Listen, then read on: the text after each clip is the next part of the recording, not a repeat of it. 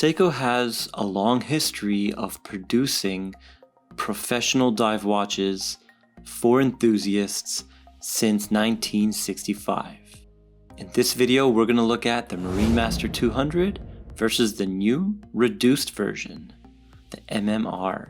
And as you can see, they do have a family resemblance dating back to 1967, the 6215.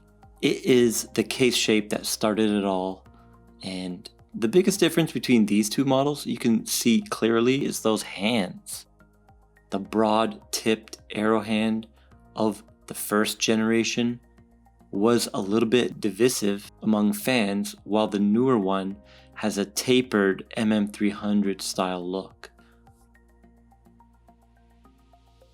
Now let's check out the measurements and differences between these two watches. First off, they have the same thickness at 12.5 millimeters, diameter 44 millimeters for the MM200 and 42 for the MMR. Now, the lug to lug 49.8 on the MM200 and on the MMR 48.8, so 1 millimeter shorter lug to lug.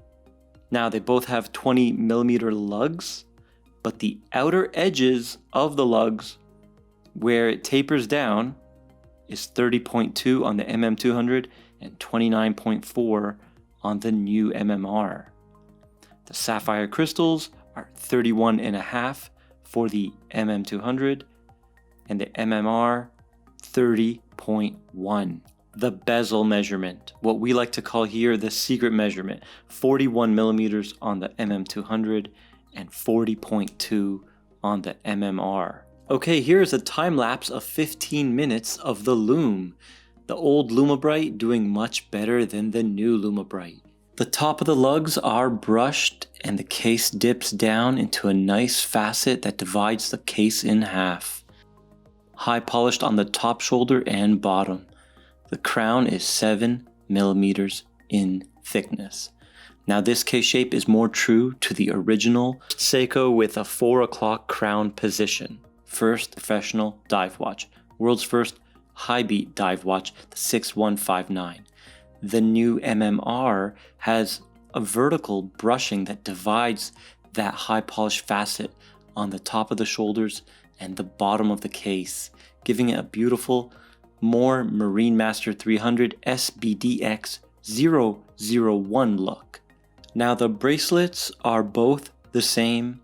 They have the same flat mid oyster link, high polished chamfer in the middle of those flat links in the center, but the bracelet is completely brushed otherwise. And it uses the pin and collar system. Solid links, solid end links, fully milled clasp dive extension. But the fold over clasp is thinner on the MM200, and the newer one has a thicker, more easier to use fold over clasp.